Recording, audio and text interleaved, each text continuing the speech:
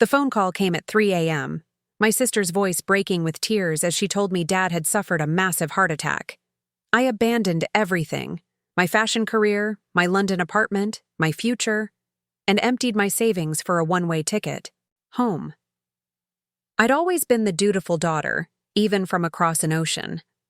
But when I walked into that hospital room and found it empty, no record of my father ever being admitted, I knew. The desperate midnight summons wasn't about love or family. It was about the $8.2 million inheritance coming to me in 3 weeks. They'd faked my father's death to bring me back into their reach. Their mistake wasn't the elaborate lie. It wasn't even their grotesque manipulation of my grief. Their mistake was thinking I was still the naive girl who left home 5 years ago. They taught me that blood means nothing when there's money involved. Now I would teach them something in return. The daughter they thought they could control had learned to play their game, and unlike them, I was playing to win. Just before we get back to it, I'd love to know where you're watching from today, and if you're enjoying these stories, make sure you're subscribed, because tomorrow's special episode is one you definitely don't want to miss. The shrill ring of my phone cut through the darkness of my London apartment, jerking me from sleep at 3:17 a.m. I fumbled for it, squinting at the screen. Elise. My sister never called, especially not at this hour. Hello? My voice was thick with sleep. Emma? Oh God, Emma. Elise's voice cracked, punctuated by what sounded like sobbing. It's Dad. He's had a heart attack. A bad one. They don't know if he's going to make it. My body went cold as I sat up, suddenly wide awake. What? When? Is he in surgery? They rushed him to Hartford General an hour ago. Mom's a wreck. Eric is with her, but Dad was asking for you before they took him back. Her voice broke again. The doctors said we should prepare for the worst. You need to come home, Emma. Now. I was already out of bed, switching on lights, my mind racing. Dad had always been healthy. Tennis 3 times a week, annual physicals, the occasional bourbon his only vice. But he was 63 now, and heart attacks didn't discriminate. I'll be on the next flight, I promised, my throat tight. Tell him to hang on, okay? Tell him I'm coming. After hanging up, I stood frozen for a moment, trying to process what was happening. Then I was moving, throwing clothes into a suitcase, calling airlines, my hands shaking so badly I had to redial twice. 4 hours later, I was standing in my design studio, explaining the situation to Marion, my mentor and boss at Harrington. Fashion house. The morning light streamed through the windows, illuminating the half-finished designs for the upcoming showcase. My showcase, the one that could finally cement my place in London's competitive fashion world after 3 years of relentless work. Family emergency? Now?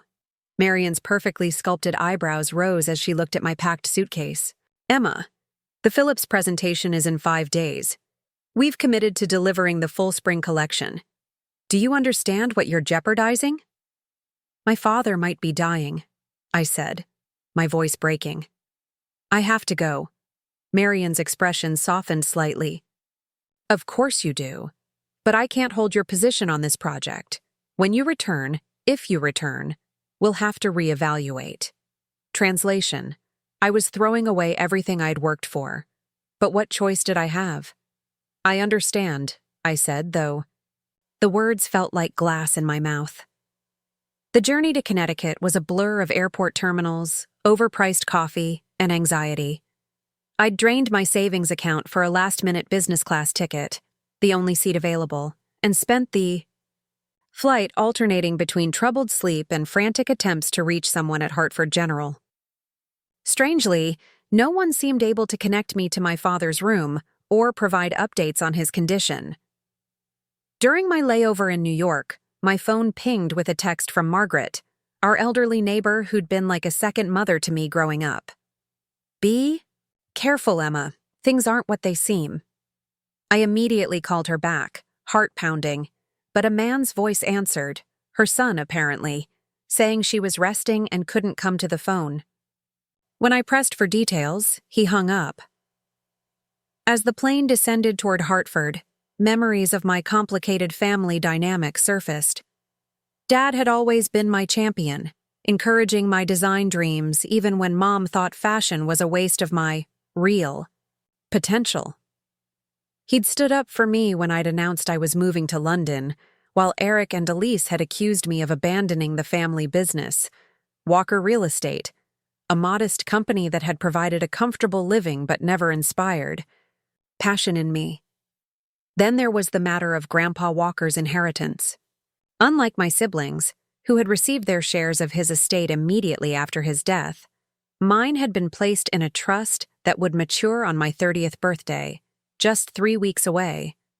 The strange condition: I would only receive it if I pursued a career outside the family business. To ensure at least one Walker breaks the mold, Grandpa had written in his will, a final vote of confidence that had simultaneously warmed my heart and driven a wedge between me and my siblings. Eric was waiting at baggage claim, his tall frame easy to spot. My brother had always been handsome in that preppy Connecticut way: sandy hair, strong jaw, perpetually tanned from golf. But something seemed off about his appearance today. His expression was somber, yet his eyes lacked the redness of recent tears. He hugged me stiffly. "Thank God you're here. How's Dad? Has there been any change?" I asked immediately, searching his face. Eric hesitated just a beat too long. "It's touch and go. The doctors are doing everything they can." "I want to go straight to the hospital," I insisted as he grabbed my suitcase and started walking toward the exit. "Of course." But his pace slowed. "Though Mom was hoping you might drop by the house first to freshen up. The whole family's gathered there for support." "The whole family?" I frowned. Our extended family was scattered across the East Coast. "How bad is it, Eric?" "Let's just get you to the car," he said, avoiding my eyes. As we drove through town, I noticed significant changes since my last visit. New developments bearing the Walker Real Estate logo stood where family farms had once sprawled. A shopping complex now occupied what had been Henderson's Orchard. Eric followed my gaze and smiled slightly. "Impressive, right? We've expanded considerably. In the last 2 years. Dad's vision has really transformed this place." "It must have required significant investment," I observed. Eric's knuckles whitened on the steering wheel. "We've had some very supportive investors." When we pulled into the driveway of my childhood home, a colonial-style house that had been in the family for generations, I was surprised to see several expensive cars parked outside. One I recognized as belonging to Bernard Whitfield, our family's attorney. "Why is Bernard here? And is that Uncle Thomas's Porsche?" I asked. "Everyone's rallied around Mom during this difficult time," Eric said vaguely. "Let's go inside first, then I'll take you to the hospital." "No," I said firmly, unclicking my seatbelt. "Hospital first. I've been trying to get information about Dad's condition for nearly 24 hours now, and no one will tell me anything concrete. I need to see him." Eric sighed. "Fine." Hartford General was a 15-minute drive, passed in uncomfortable silence. When we arrived, Eric led me to the cardiac care unit with a confidence that suggested he'd been here multiple times in the past day. But when we approached the nurse's station, the charge nurse looked confused. "Room 417, Eric told her. "Charles Walker." The nurse frowned, typing into her computer. "I'm sorry, we don't have any patient by that name." "That's impossible," Eric insisted. "He was admitted yesterday. Heart attack." "Sir, I've been on shift since yesterday afternoon. We haven't admitted anyone named Walker, and 417 has been empty since Tuesday." I turned to my brother, whose face had drained of color. "Eric, what's going on?" "There must be some mistake," he stammered. "Maybe they moved him." "To another hospital?" I asked coldly, the pieces starting to click together.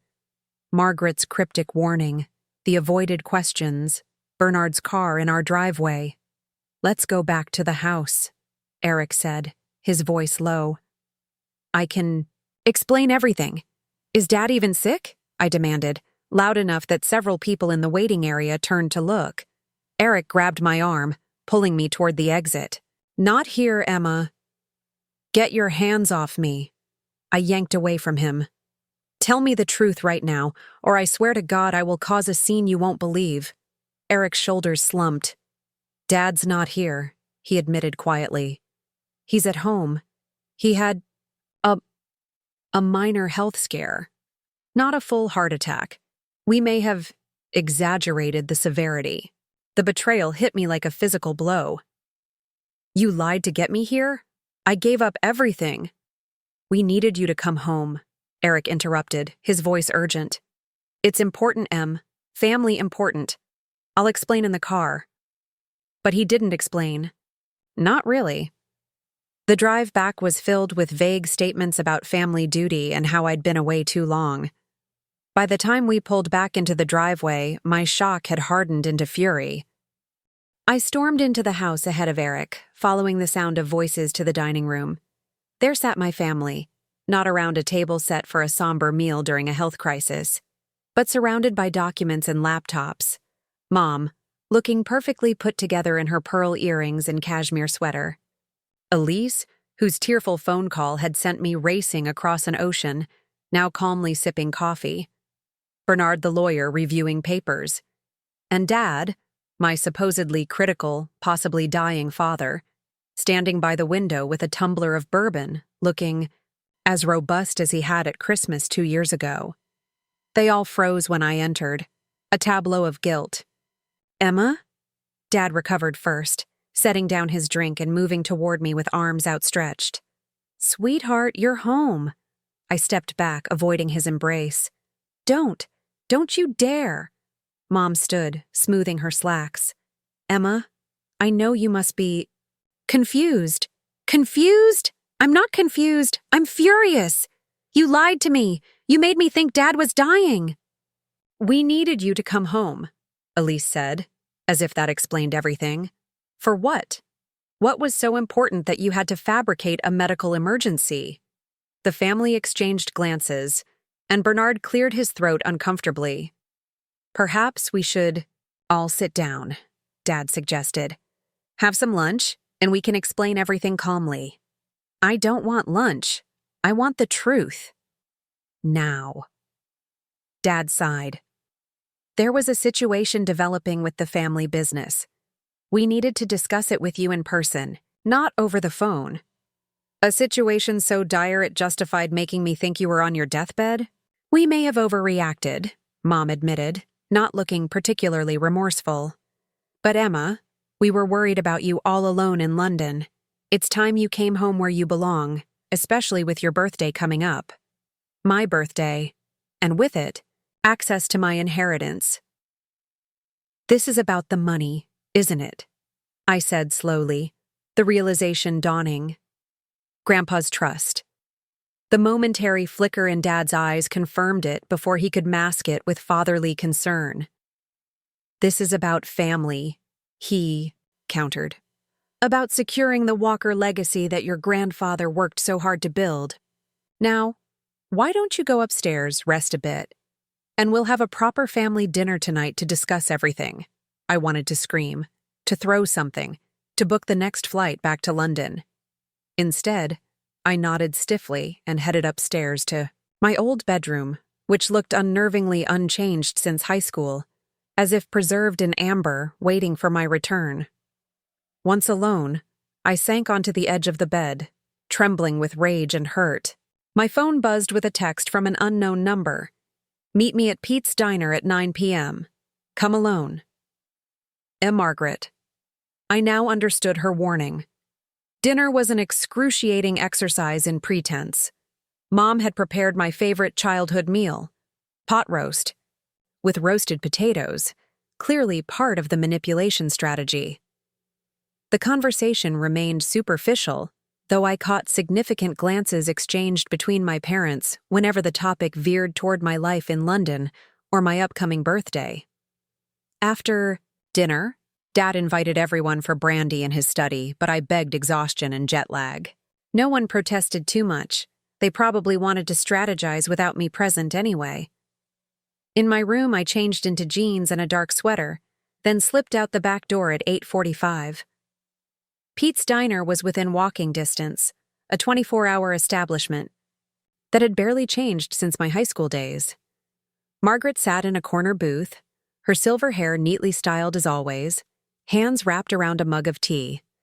At 78, she remained sharp-eyed and formidable, a retired English teacher who had taught generations of Walker children and never minced words with any of us. "I wasn't sure you'd come," she said as I slid into the booth. "I almost didn't," I admitted. "What's going on, Margaret? Why did they really bring me home?" The waitress appeared and I ordered coffee, waiting until she departed before leaning forward. "They faked a heart attack, Margaret. Who does that?" "Desperate people," she replied, her voice low. "Your family's in trouble, Emma. Serious trouble." "Financial trouble?" She nodded. "The company expanded too fast.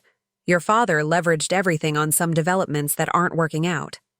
Now the investors are getting nervous, loans are being called in, and there are whispers about improper financial practices. I thought of the new buildings bearing our name, the expensive cars, Eric's evasiveness about financing, and they need my inheritance to bail them out. Bingo." Margaret reached into her handbag and pulled out a folded newspaper, sliding it across the table. It was a business section from 3 months ago, featuring a small headline: Walker Developments. Faces investor lawsuit. Construction halted on Lakeside project. "This is just the tip of the iceberg," Margaret continued. "I've been watching them scramble for months. Your mother's been selling her jewelry. Your father's golf club membership is suddenly on hold. And Eric's been making some very strange new friends, the kind that charge interest rates that don't exactly align with banking regulations." "Why are you telling me this?" I asked, though I already knew, because your grandfather was my friend, and he set up that trust the way he did for a reason. Her eyes, faded blue but still intense, held mine. "Charles was always too reckless, too eager to expand without proper foundations. Malcolm, your grandfather, feared what would happen if Charles ever got control of the entire family fortune. That's why he protected your portion." The coffee arrived, and I wrapped my hands around the warm mug, trying to process everything. "So, what do I do?" "That depends," Margaret said. "Do you want to save your family or save yourself?" I barely slept. That night, Margaret's question echoing in my mind. By morning, I had decided on a strategy. I would appear to cooperate while gathering information. I needed to understand exactly what my family was planning before I could decide how to respond. At breakfast, I apologized for my overreaction. The previous day, explaining that the shock and jet lag had gotten the better of me. The relief on their faces would have been comical if the situation weren't so disturbing. "We understand completely, sweetheart," Mom said, squeezing my hand. "We should have been more sensitive about how we brought you home." "I'm just glad Dad's okay," I replied with practiced sincerity. "And I'm here now, so let's talk about what's really going on." Dad exchanged a glance with Mom before clearing his throat. "After breakfast, Bernard is coming over to explain some opportunities for the family business. Opportunities where your participation would be particularly valuable." "My participation," I repeated, "or my inheritance?" Another glance between my parents. "Both," Dad admitted. "Your grandfather's trust is about to mature, and the timing couldn't be more perfect for a significant investment in the family business." Perfect for whom? I wondered, but kept the thought to myself. Bernard arrived precisely at 10, briefcase in hand, his balding head shining under the dining room chandelier as he spread documents across the table. The family lawyer had always reminded me of a turtle, slow-moving, deliberate with small eyes that rarely blinked. "Emma, wonderful to see you," He greeted me with professional warmth.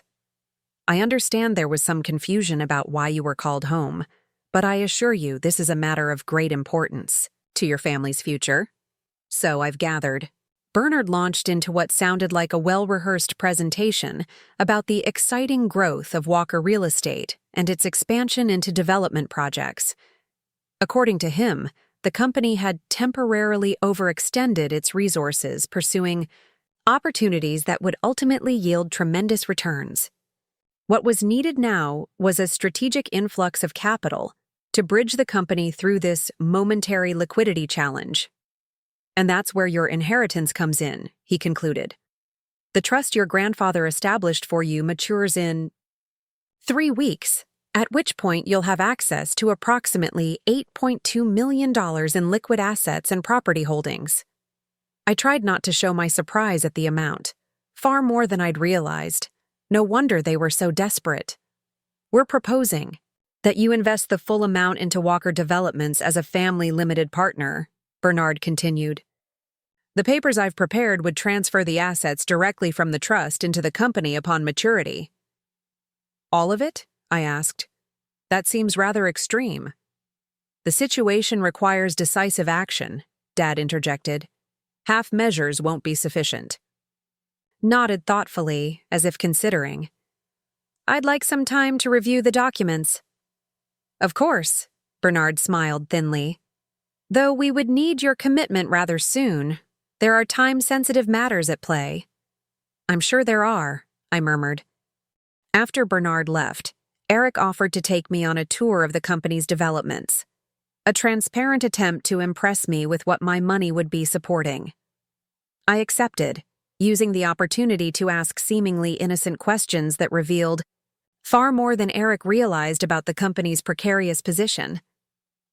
We drove past half-finished luxury condominiums where no workers were present, just waiting on some permit approvals, a shopping center with mostly empty storefronts, the anchor tenants are finalizing their contracts, and an office complex that looked suspiciously like it had been abandoned mid-construction, redesigning some elements to better serve the client's needs. It looks like you've been busy, I observed as we pulled away from the last site. How are all these projects being financed? Eric shifted uncomfortably. Various investors, banks, the usual channels. And these investors, they're happy with the progress? His knuckles whitened on the steering wheel again. There have been some delays, nothing unusual in development. Hence the need for my money. Your investment, he corrected quickly. It's not like we're asking for a handout, Emma. You'll be a full partner. In what, exactly? I wondered silently. That evening, Mom cornered me in the kitchen as I made tea. For the first time, I noticed the strain around her eyes, the slight tremor in her usually steady hands. Emma, she began hesitantly. I know yesterday was shocking, and I'm truly sorry about the deception. But you have to understand, we're facing a very difficult situation. So explain it to me, Mom. The truth this time. She glanced toward the doorway, then lowered her voice. Your father has mortgaged everything. The house, my inheritance from my parents, our retirement funds. If these projects don't start generating returns very soon, we'll lose it all. For a moment, her vulnerability seemed genuine, and I felt a flicker of sympathy. Then she continued, That's why we need your inheritance, Emma. It's the only way to save the family. And there it was. Not, we need your help, or we need your business expertise, but we need your inheritance. As if the money were already theirs to claim. I need some time to think, I said, taking my tea and retreating to my room. That night, I carefully examined the documents Bernard had left, photographing key pages with my phone. The legal language was dense, but the intent was clear. Upon my 30th birthday, all assets from my grandfather's trust would be immediately transferred to Walker Developments, with me receiving only a minority partnership interest that could be diluted at the board's discretion, a board controlled by my father and brother. In essence, I would hand over my entire inheritance and receive almost nothing in return, except the privilege of helping bail out my family's failing business. In my childhood desk drawer, I found an old letter from my grandfather, tucked inside my high school yearbook. The yellowed paper crackled as I unfolded it. My dear Emma, by the time you read this, I will likely be gone. I've set aside your portion of the inheritance in a way that protects it from those who might see it as a solution to problems of their own making. Trust your instincts, especially when it comes to family. The Walker determination runs strong in you, but remember that it can be both a blessing and a curse. Love always. Grandpa. I traced his familiar handwriting with my finger, feeling a renewed connection to the man who had seen this coming years ago. The next morning, I made a crucial call to James Sullivan, my grandfather's former attorney who had established the trust. Now retired in Florida, he sounded surprised to hear from me but quickly grew serious when I explained the situation. This is exactly what Malcolm feared, he sighed. Your father tried to contest the terms of the trust right after Malcolm died, you know. Wanted all the money consolidated under the family business. Can they access it without my consent? I asked. Absolutely not. The trust was ironclad. Only you can authorize any transfer of assets once you turn 30. In fact, he added, there are additional protections I built in at Malcolm's insistence. If anyone attempted to coerce or manipulate you regarding the trust, there are provisions that could redirect the assets to charitable foundations instead. A weight lifted from my shoulders. So they can't force me to sign anything. No, they cannot. But Emma, his voice grew cautious, if they're desperate enough to fake a medical emergency, they may be desperate enough for other measures. Be careful.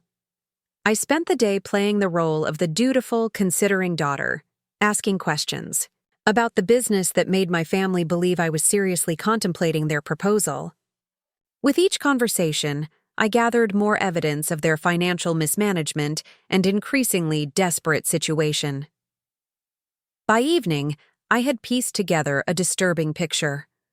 Walker Developments had essentially been operating as a Ponzi scheme for the past 2 years, using new investor money to pay returns to earlier investors while funding my family's lavish lifestyle. My inheritance was their last hope of avoiding not just bankruptcy, but potentially criminal charges for fraud. As I prepared to meet Margaret again to share what I'd learned, Elise knocked on my bedroom door. My sister had always been the family diplomat, the one sent to smooth over difficult situations with her charm and persuasive skills. Hey, she said, leaning against the doorframe. Want to get out of here for a bit? Shopping, maybe? There's a new boutique downtown that reminds me of your style. The invitation was so transparent I almost laughed. But a girl's day out might provide opportunities for more information.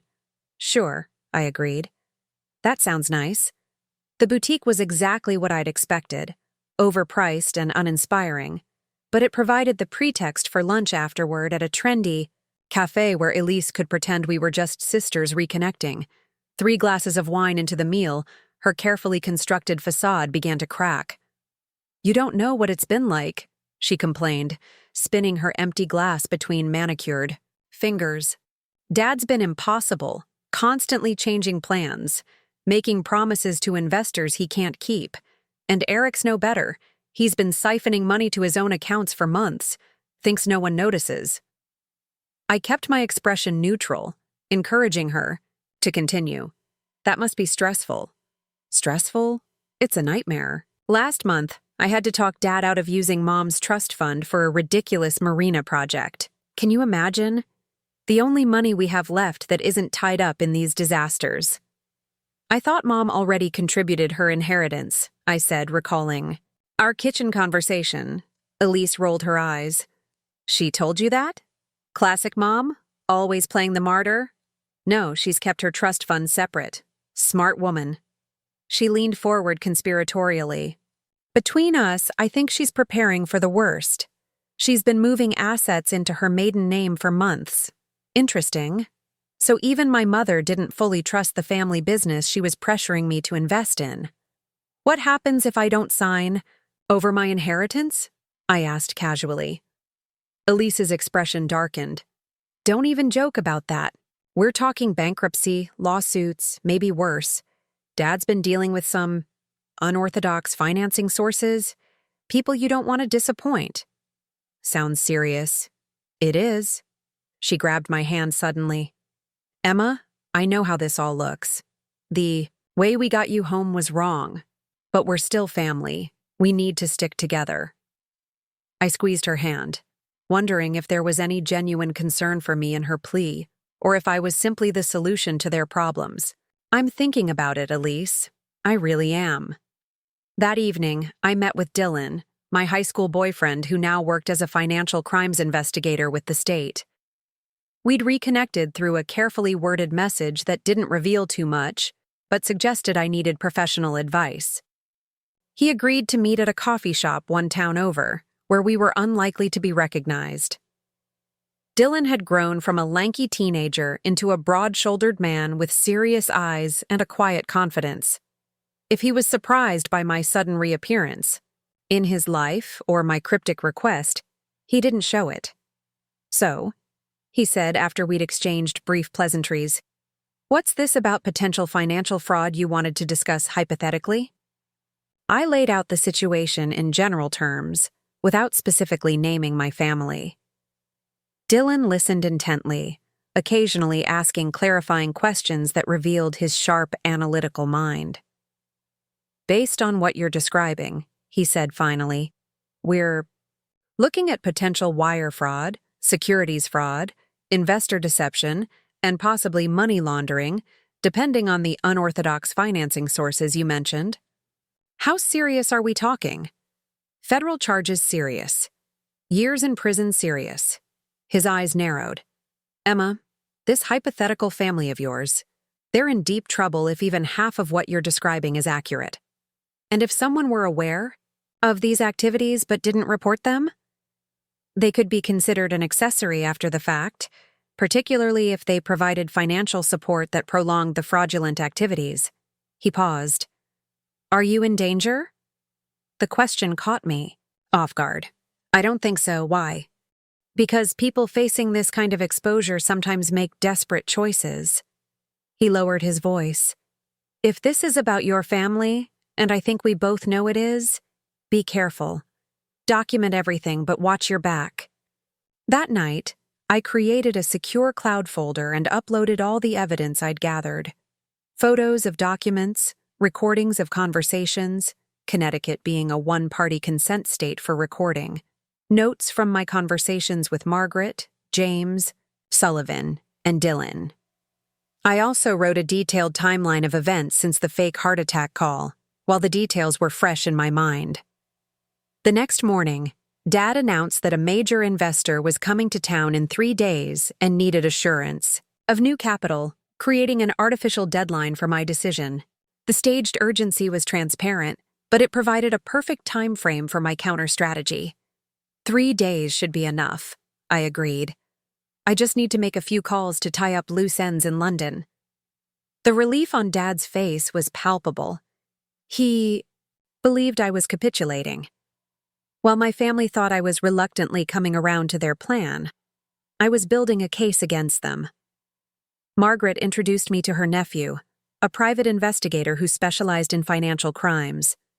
For a substantial fee paid from my emergency credit card, he provided a comprehensive report on the family's hidden assets, offshore accounts in the Caymans, property under shell companies, and evidence of systematic financial misrepresentation, spanning years. With each discovery, my resolve strengthened. This wasn't just about protecting my inheritance anymore. It was about justice for the community members whose investments had been squandered, the contractors who hadn't been paid, and the employees whose livelihoods were in jeopardy because of my family's greed and mismanagement.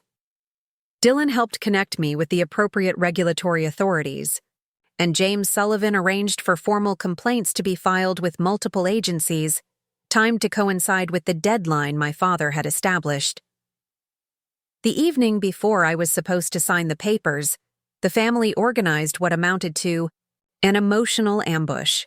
A gathering of extended family members, all with prepared speeches about Walker family loyalty and the importance of standing together in difficult times. Cousins I hadn't seen in years suddenly appeared, aunts and uncles made pointed comments about family obligations, and even my mother's normally reserved brother made an appearance to emphasize the Walker legacy. I sat through it all with a polite smile, playing my part as the dutiful daughter considering her family's pleas. When Dad called for a toast to family unity and future prosperity, I raised my glass with the others, all the while knowing that by this time tomorrow, their carefully constructed facade would come crashing down.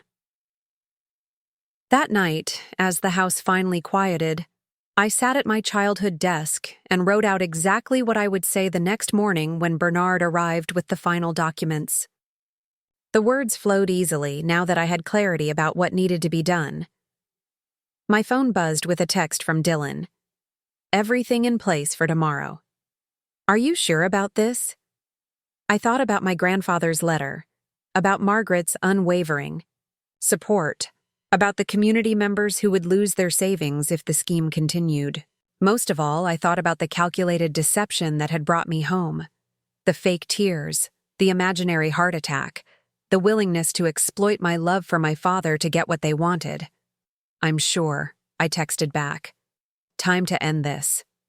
Woke before dawn on the day of reckoning, my mind surprisingly clear. For a moment, I lay in my childhood bed, staring at the faded glow-in-the-dark stars my father had helped me stick to the ceiling when I was 8. The memory stung. That caring father felt worlds away from the man who had orchestrated this elaborate deception. By 7 a.m., I was dressed in the most professional outfit I'd packed, a charcoal pencil skirt and cream blouse that projected both confidence and seriousness. The house was already stirring, an unusual energy vibrating through the halls. Mom was in the kitchen arranging pastries on the good china, the one reserved for special occasions. "You're up early," she commented, her eyes assessing my outfit. "And dressed for business." "It's a business decision, isn't it?" I replied mildly, pouring myself coffee. She paused, then gave me a tight smile. "It's a family decision. Bernard will be here at 9. Upstairs, I could hear Dad on the phone, his voice carrying that forced, jovial tone he used when assuring investors everything was proceeding wonderfully. Eric was presumably picking up Bernard, and Elise was likely still sleeping off yesterday's wine. With an hour to spare, I walked to the end of our street where Dylan waited in an unmarked car, engine running. "Last chance to back out," he said as I slid into the passenger seat. I handed him a USB drive containing copies of all the evidence I'd gathered. "Not a chance. Is everyone in position?" SEC, FBI, State Financial Crimes Unit, all standing by. "They'll move on my signal." His expression grew serious. "Emma, you understand what this means for your family, right? There's no putting this genie back in the bottle." "I know exactly what it means." I thought of the investors who would lose everything if the scheme continued, of the employees who would eventually be left without jobs or pensions when it inevitably collapsed. This isn't just about me anymore. Back at the house, Eric had returned with Bernard, who was setting up his documents on the dining room table with the precision of a surgeon preparing instruments. Dad stood nearby, a tumbler of bourbon in his hand despite the early hour. Mom was adjusting flower arrangements, a nervous habit from her days as a society hostess. "Where's Elise?" I asked, noticing my sister's absence. "Getting dressed," Mom replied. "She'll be down soon." Dad cleared his throat. "Before we get started with the formalities, Emma, I want to thank you for thinking this through rationally. I know it was a shock initially, but you've proven yourself a true Walker by putting family first." The irony of his statement might have been amusing under different circumstances. Bernard motioned me to the table. "I've prepared the final transfer documents based on our discussions. Once signed, these will take effect on your 30th birthday, transferring the trust assets directly into Walker Development's accounts." I took the seat opposite him, scanning the papers with deliberate slowness. I'd like to understand exactly what I'm signing first. Would you mind explaining each document for the record? I placed my phone on the table, its recorder function already running. Bernard glanced at Dad, who nodded impatiently. Of course, though it's quite straightforward. As Bernard launched into his explanation, the front doorbell rang. Mom frowned, clearly not expecting visitors. Who could that be at this hour? I'll get it, Eric offered, but I was already on my feet. No need, I've got it. I opened the front door to find James Sullivan, my grandfather's lawyer, flanked by 4 serious-looking individuals in suits. Behind them, Dylan stood with several uniformed officers. James, I said, loud enough for everyone inside to hear. Thank you for coming. Please, all of you, come in.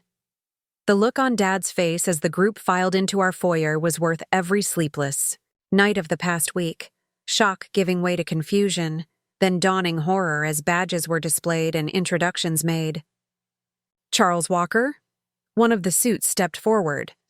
I'm Special Agent Heather Reynolds with the FBI. We have a warrant to search these premises and seize financial records related to Walker developments. Mom appeared in the doorway, her face draining of color. What is the meaning of this? Mrs. Walker, another agent, addressed her. I'm from the Securities and Exchange Commission. We're investigating allegations of securities fraud, wire fraud, and investor deception. All eyes turned to me, realization dawning in their expressions. Emma? Dad's voice was dangerously low. What have you done? I met his gaze steadily. I've done what Grandpa would have expected of me. I've protected his legacy, the real one, not the house of cards you've built. I stepped aside as officers moved past me with their search warrants, heading directly for Dad's study and the company. Files kept in our basement. You have no idea what you've done, Dad hissed, his charming facade completely gone now. Do you think you're some kind of hero? You've just destroyed this family. No, Dad. You did that when you decided to lie, cheat, and steal. And when you faked a heart attack to manipulate me into funding your fraud? Bernard was trying to gather his papers, but an SEC agent stopped him. Those documents are potential evidence, sir. Eric lunged toward me, his face contorted with rage, but Dylan stepped between us. That would be a very poor decision, Mr. Walker. You. Little bitch, Eric snarled over Dylan's shoulder. You think you're so smart? You have no idea who you're dealing with, what connections Dad has. We'll beat this, and when we do, that's enough, the FBI agent interrupted. Mr. Walker, please, step back or we'll have to restrain you. Mom collapsed into a chair, her perfect composure finally cracking. Emma, how could you do this to us? We're your family. That's why I had to do it, Mom. Because real family doesn't exploit each other. Real family doesn't lie and manipulate to get what they want.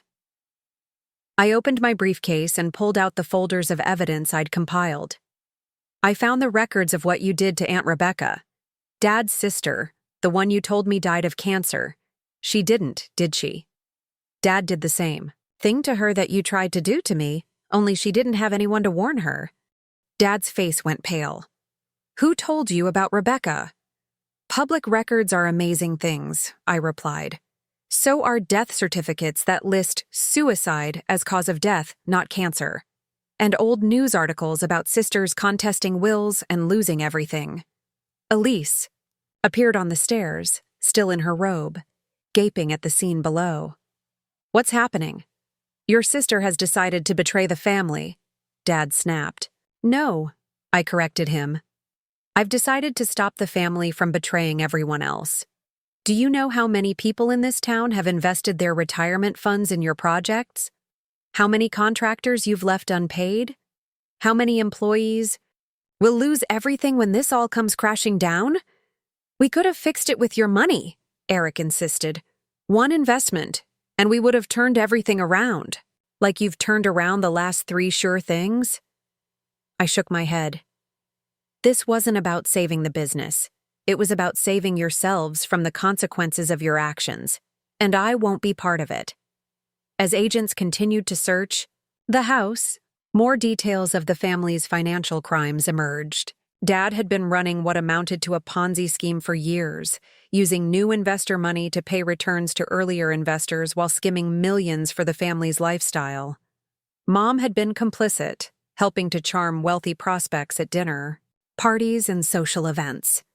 Eric had specialized in falsifying financial projections, while Elise managed the web of shell companies that obscured their activities.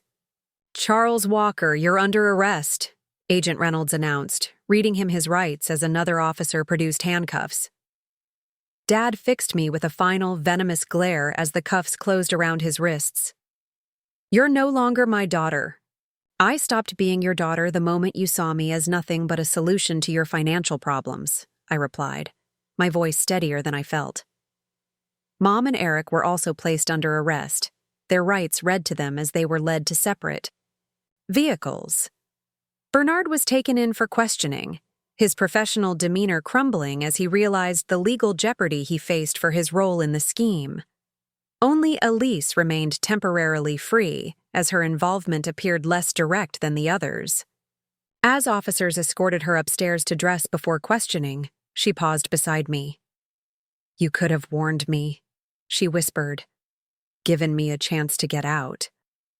Like you warned me about what was really happening when you called me in London?" I countered. "You made your choice, Elise." As the last police car pulled away from our driveway, I stood on the porch with Margaret, who had arrived to offer support. Neighbors had gathered on the street, watching the spectacle with shocked expressions. I knew the local news would be reporting on the arrests by evening, and my family's reputation would be shattered forever.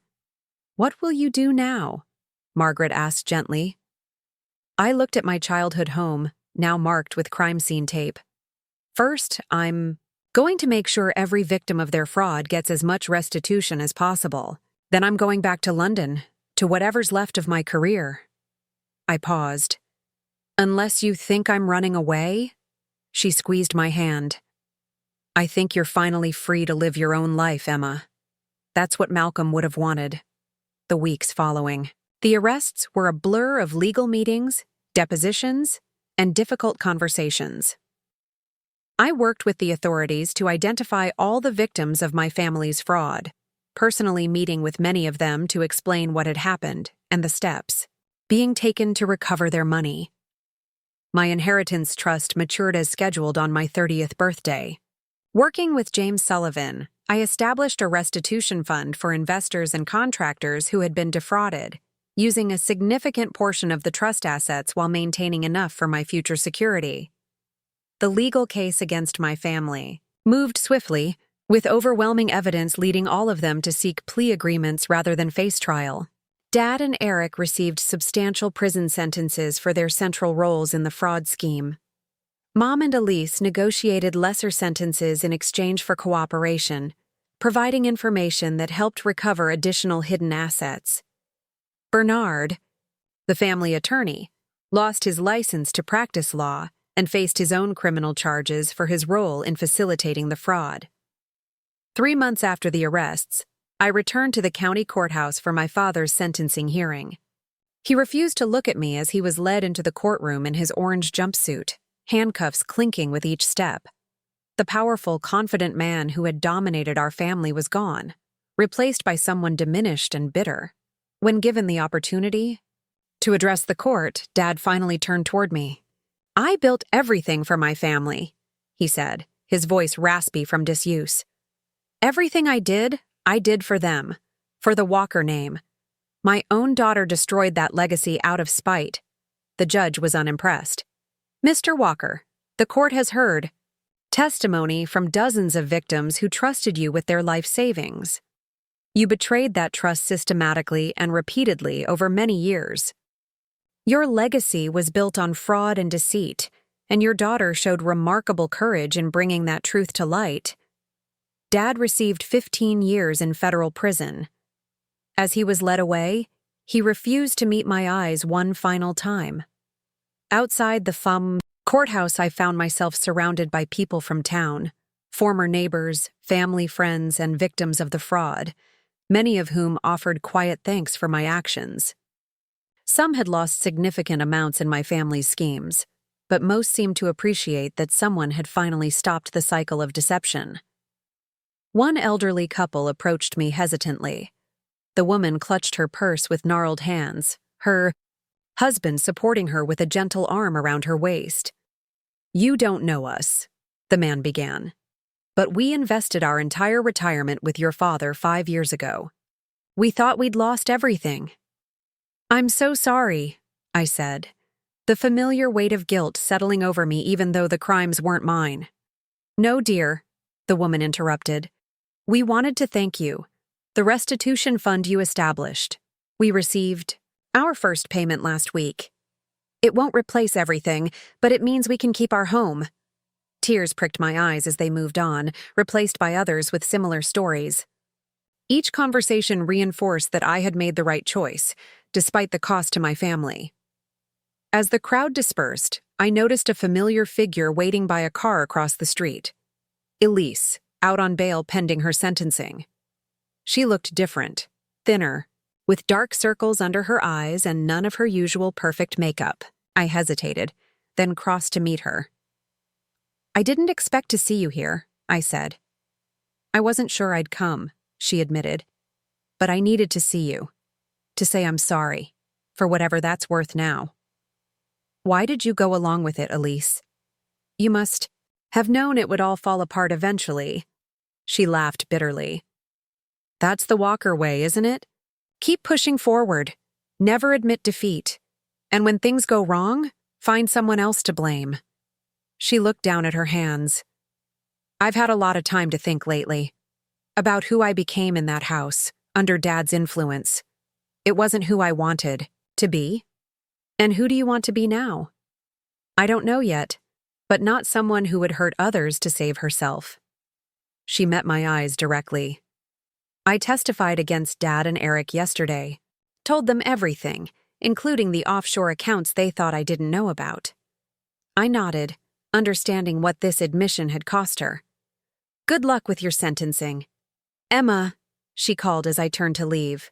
"For what it's worth, I really am sorry about the phone call. About London." "I know," I said, and was surprised to realize I did. 1 year later, I stood in the newly renovated space that had once housed Walker Real Estate's main office. The family name had been removed from the facade, replaced with Community Development Partners, the nonprofit I had established with the remainder of my inheritance to help rebuild what my family had damaged. The organization focused on completing abandoned development projects ethically, creating jobs, and investing in sustainable local businesses. A portion of all profits went directly to the continued restitution fund for fraud victims. Margaret had joined the board of directors, along with several respected community leaders and financial ethics experts. Dylan provided occasional consultation. On financial compliance, our professional relationship gradually warming into something more personal as the months passed. With the legal proceedings largely concluded, I had finally returned to London to salvage what remained of my fashion career. To my surprise, Marian had followed the story of my family's fraud and my role in exposing it. Rather than holding my abrupt departure against me, she offered me a partnership opportunity in her new venture, a sustainable fashion line emphasizing ethical production and fair labor practices. "You've proven you have integrity as well as talent," she told me. "That's rarer than you might think in this industry." I divided my time between London and Connecticut, gradually rebuilding my life, while helping others rebuild theirs. The media attention around the case eventually faded, though occasional articles about the heiress who took down her family's fraud empire still appeared in financial publications. On a crisp autumn day, I made the difficult journey to the federal women's prison where my mother was serving her 3-year sentence.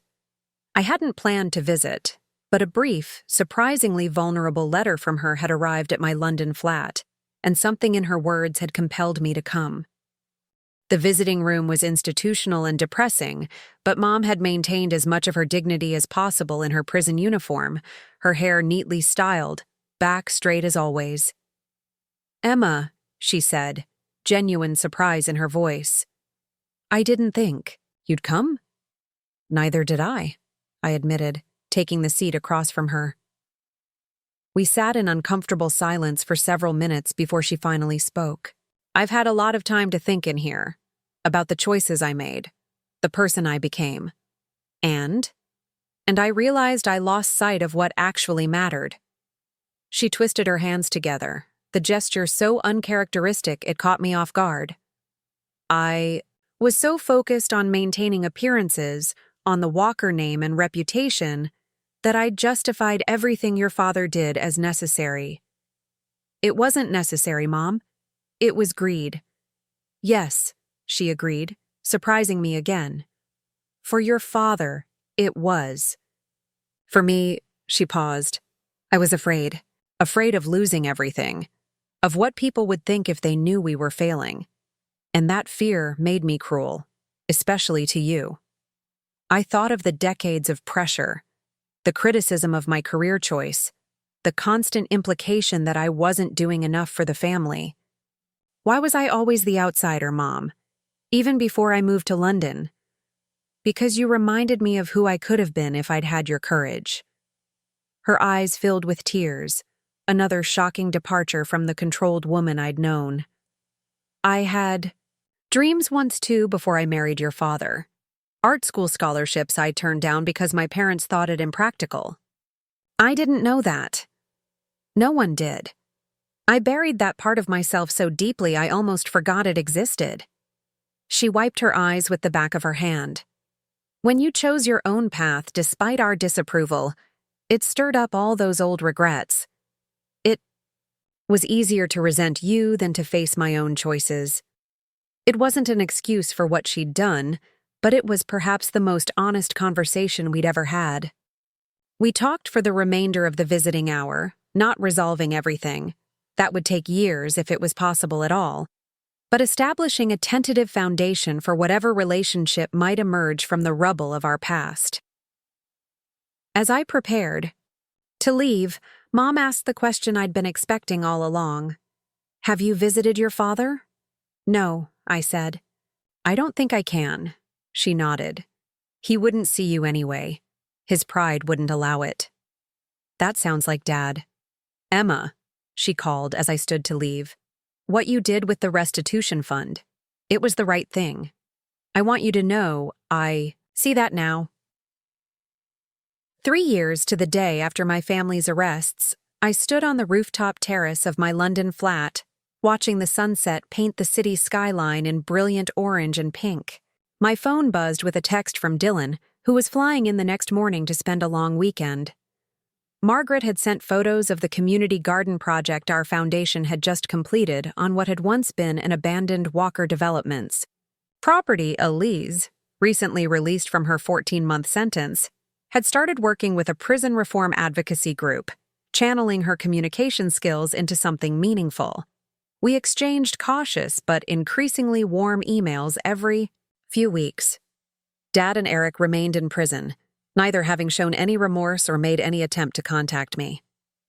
That pain would always be there, a dull ache beneath my ribs when I thought of them, but it no longer defined me. My phone rang. Marion, calling from the studio where final preparations were underway for our collection's debut at London Fashion. "Week, we've got a problem with the closing piece," she said without preamble. "I need you here."